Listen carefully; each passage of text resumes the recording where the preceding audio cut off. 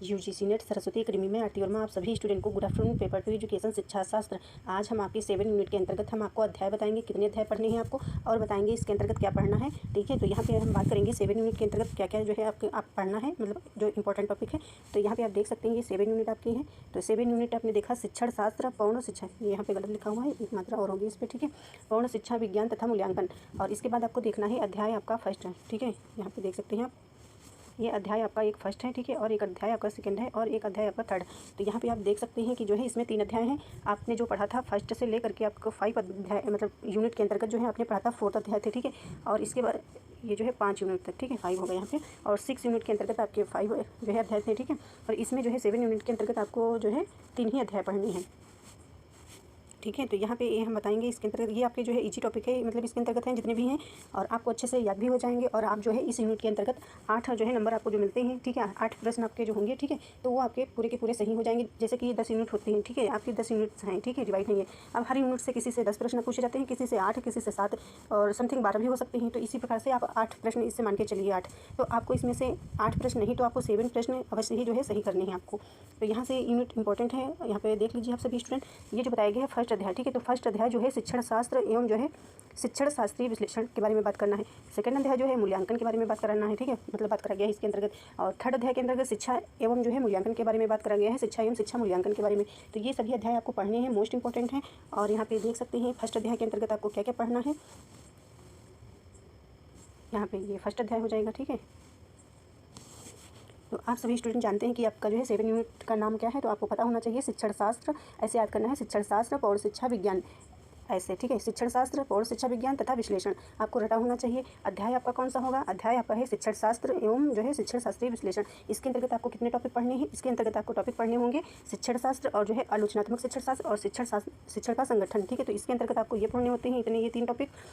स्मृति स्तर, Herbert model, ठीक है, एक बोध समझ स्तर, मॉरिसन अध्यापक मॉडल, ये जो है आपका अध्यापक मॉडल हो जाता है। ठीक है, बोध समझ, और मॉरिसन का जो है अध्यापक मॉडल, यहाँ से देख सकते हैं। और ये जो हर्बर्ट का मॉडल है ये शिक्षण मॉडल होता है। ठीक है, इसको शिक्षण यहाँ पे लिखा नहीं है, शिक्षण मॉडल इसको बोलते हैं। हर्बर्ट का शिक्षण मॉडल, मॉरिसन का अध्यापक मॉडल, और ये जो चिंतन स्तर लिखा हुआ है, ठीक है, चिंतन स्तर या विचारात्मक या विमर्शी या जो है परावर्ती बोल सकते हैं, विमर्शी यानी जो है रिफ्लेक्टिव आप बोल सकते हो।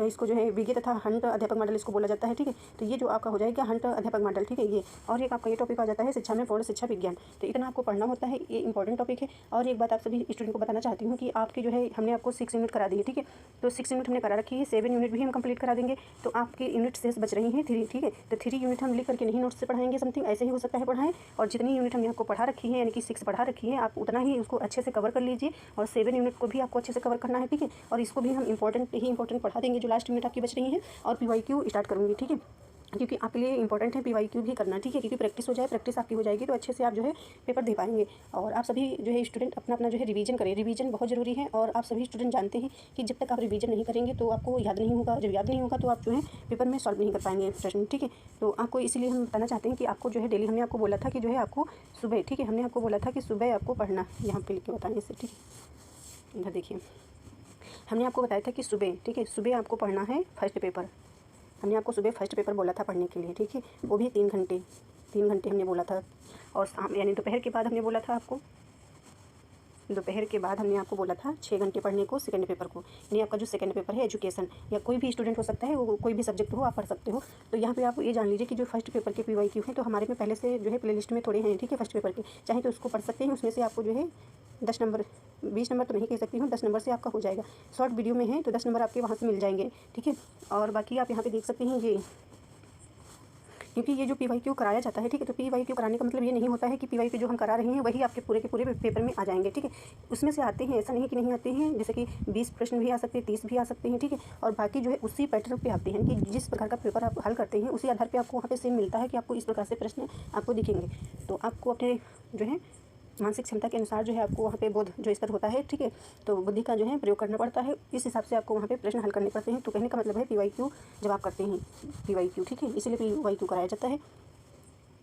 तो यहाँ पे हमने आपको सुबह के टाइम में हमने बताया था कि जो है सुबह से दोपहर के बीच आपको जो है फर्स्ट पेपर आपको पढ़ना है, और हमने दोपहर के बाद हमने आपको बताया था कि जो है 6 घंटे जो है आपको 6 आवर्स जो है आपको पढ़ना है सेकंड पेपर। और हमने एक्स्ट्रा की क्लासेस आपको बताई थी कि जैसे कि आप यूट्यूब से पढ़ रहे हैं, ठीक है, फर्स्ट पेपर, तो जो आप यूट्यूब से वगैरह या फिर जिस प्रकार से आप पढ़ रहे हैं, ठीक है, तो वो आपको जो है अलग जो घंटे हमने बताए थे पढ़ने का, ठीक है, उसको इसमें ऐड नहीं करना था 3 घंटे में। यानी कि जो फर्स्ट पेपर आप 3 घंटे दे रहे थे तो उसमें हमने बोला था उसमें नहीं, और यदि उसी में दे रहे थे तो उसको हटाइए।